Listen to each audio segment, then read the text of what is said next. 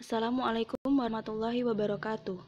Kami dari kelompok 7 akan mempresentasikan tentang aspek perilakuan pada akuntansi pertanggungjawaban yang beranggotakan saya sendiri, Rizka Anggreni, dengan teman saya, Lista Hapsari, dan Hesti Hayanti.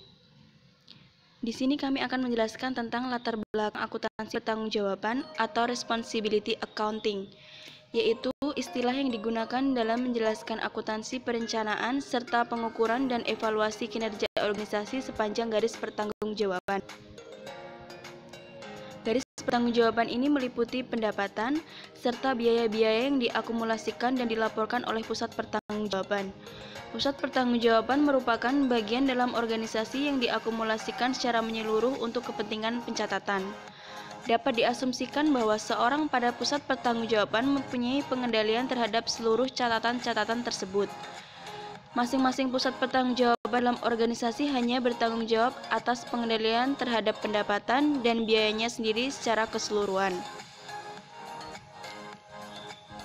Di sini saya akan menjelaskan tentang pengertian dan tujuan akuntansi pertanggungjawaban. Secara umum, akuntansi pertanggungjawaban dapat dikatakan sebagai suatu sistem yang meliputi perencanaan, pengukuran, dan evaluasi informatika atau laporan akuntansi dalam suatu organisasi yang terdiri dari beberapa pusat pertanggungjawaban yang dipimpin oleh seorang manajer yang bertanggung jawab atas aktivitas yang dipimpinnya. Menurut Mulyadi, menjelaskan bahwa salah satu tujuan diterapkannya akuntansi pertanggungjawaban adalah untuk mengendalikan biaya dan cara menggolongkan, mencatat, meringkas, dan menghubungkan langsung dengan pejabat atau orang yang bertanggung jawab atas terjadinya biaya yang dikendalikan olehnya. Tujuan lain diterapkannya akuntansi pertanggungjawaban adalah yang pertama, dengan akuntansi pertanggungjawaban, pengelompokan dan pelaporan biaya dilakukan untuk tiap tingkatan manajemen hanya dibebani dengan biaya-biaya yang berada di bawah pengendaliannya atau yang berada di bawah tanggung jawabnya. Dengan demikian, biaya dapat dikendalikan dan diawasi secara efektif dan efisien. Yang kedua, untuk pengendalian biaya, karena selain biaya-biaya dan pendapatan diklasifikasikan menurut pusat pertanggungjawabannya, biaya dan pendapatan yang dilaporkan juga harus dibandingkan dengan anggaran yang telah ditetapkan terlebih dahulu. Sehingga akuntansi pertanggungjawaban juga memungkinkan beroperasinya suatu sistem anggaran dengan baik. Yang ketiga, membantu manajemen dalam pengendalian dengan melihat penyimpangan realisasi dibandingkan dengan anggaran yang ditetapkan. Yang keempat, dapat digunakan sebagai salah satu alat perencanaan untuk mengikuti kriteria-kriteria penilaian prestasi unit usaha tertentu. Yang kelima, dapat digunakan sebagai pedoman penting langkah yang harus dibuat oleh perusahaan dalam rangka pencapaian sasaran perusahaan. Dan yang terakhir, dapat digunakan sebagai tolak ukur dalam rangka penilaian kinerja atau performance bagian-bagian yang ada dalam perusahaan.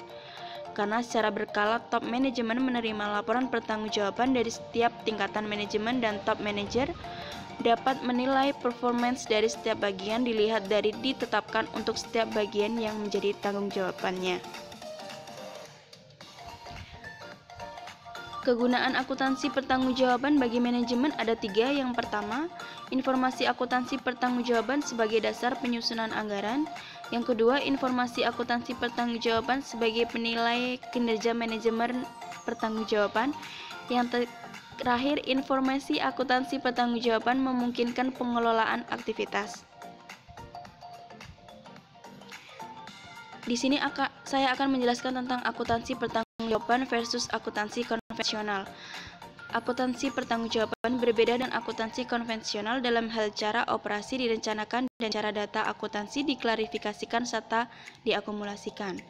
Dalam akuntansi konvensional, data diklarifikasikan berdasarkan hakikat atau fungsinya dan tidak digambarkan sebagai individu-individu yang bertanggung jawab atas terjadinya dan pengendalian terhadap data tersebut.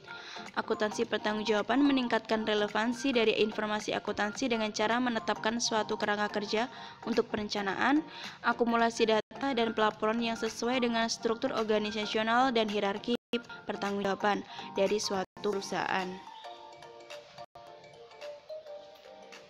Jenis-jenis pertanggungjawaban. Yang pertama, pusat biaya. merupakan bidang tanggung jawab yang menghasilkan suatu produk atau memberikan suatu jasa.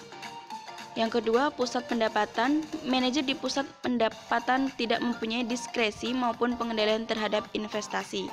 Yang ketiga, pusat laba, yaitu segmen di mana manajemen memiliki kendali baik atas pendapatan maupun biaya.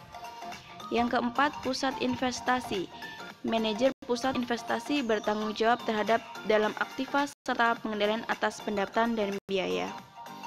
Yang kelima, struktur vertikal. Dalam struktur vertikal, organisasi dibagi berdasarkan fungsi-fungsi utama.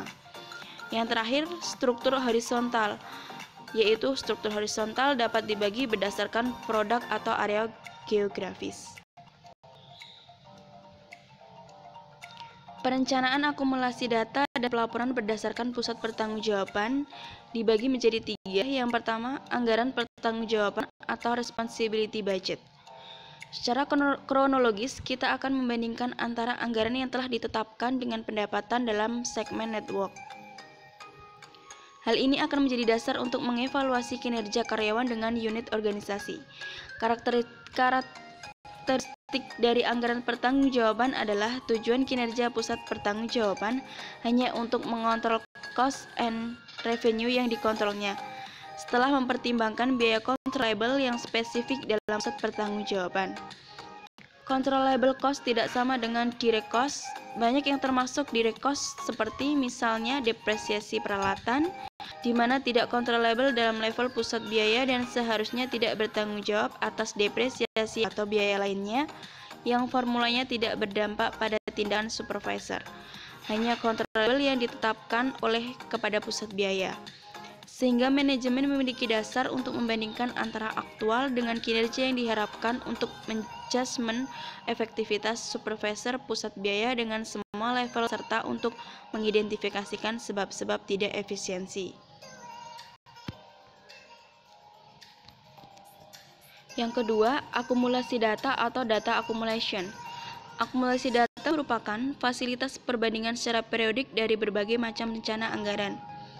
Akumulasi dari aktual income dan item expense sangat perlu untuk bentuk dari network pertanggungjawaban.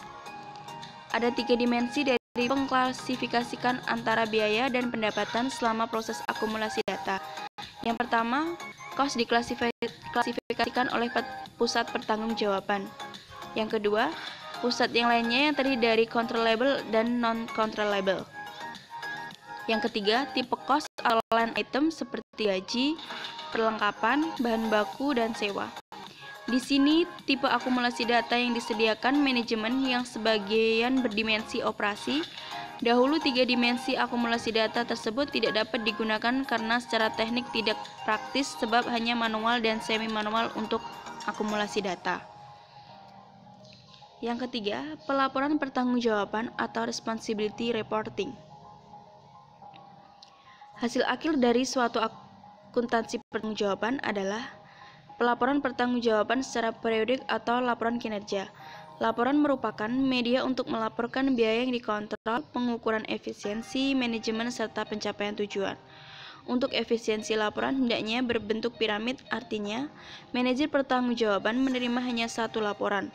Laporan yang sifatnya detail ada pada level tingkat paling bawah yang diterbitkan pertama lalu yang dilaporkan pada level yang lebih tinggi.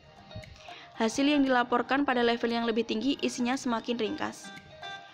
Manajer akuntansi pertanggungjawaban memberikan kontribusi bagi manajemen dalam mengontrol biaya dan efisiensi dari pertanggungjawaban yang telah ditetapkan.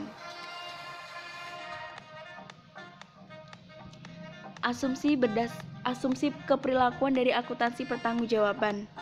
Yang pertama, manajemen berdasarkan perkecualian atau MBE adalah mencakupi untuk mengendalikan operasi secara efektif. Yang kedua, manajemen berdasarkan tujuan atau MBO akan menghasilkan anggaran, biaya standar, tujuan, organisasi, dan rencana praktis untuk mencapai yang disetujui bersama. Yang ketiga, coincidence between responsibility network and organization structure atau kesesuaian antara jaringan pertanggungjawaban dan struktur organisasi. Akuntansi pertanggungjawaban mengasumsikan pengendalian organisasi ditingkatkan melalui penciptaan sebuah jaringan pusat tanggung jawab yang selaras dengan struktur organisasi. Yang keempat, acceptance of responsibility atau penerimaan tanggung jawab. Unsur yang terpenting dalam keberhasilan penerapan sistem akuntansi pertanggungjawaban adalah bahwa manajer pusat pertanggungjawaban menerima tanggung jawab dan tugas yang diberikan kepadanya dengan layak dan kesediaan mereka melaksanakannya. Yang terakhir, capability of inducing cooperation atau kapasitas untuk mendorong kerjasama. Korelasi jenis-jenis pusat pertanggungjawaban dengan struktur organisasi yaitu ada dua. Yang pertama, vertikal struktur. Organisasi dibentuk berdasarkan fungsi-fungsi yang ada. Misalnya terdapatnya fungsi produksi, penjualan, dan keuangan. Masing-masing fungsi yang ada dapat dibagi dalam beberapa pusat pertanggungjawaban. Fungsi produksi menggunakan cost center, fungsi penjualan menggunakan revenue center, sedangkan top management berfungsi sebagai kontrol dan pembuat kebijakan terhadap investasi. Yang kedua, horizontal struktur. Organisasi dibentuk berdasarkan area geografis. Setiap pimpinan bagian melakukan kontrol terhadap pusat laba maupun investasi. Mereka bertanggung jawab terhadap produksi, penjualan, dan keuangan dan semua fungsi yang ada di grup atau wilayah masing-masing.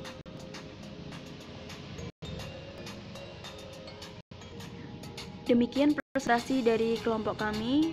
Lebih kurangnya kami mohon maaf. Apabila ada pertanyaan, silakan hubungi kontak person di bawah ini. Wassalamualaikum warahmatullahi wabarakatuh. Terima kasih.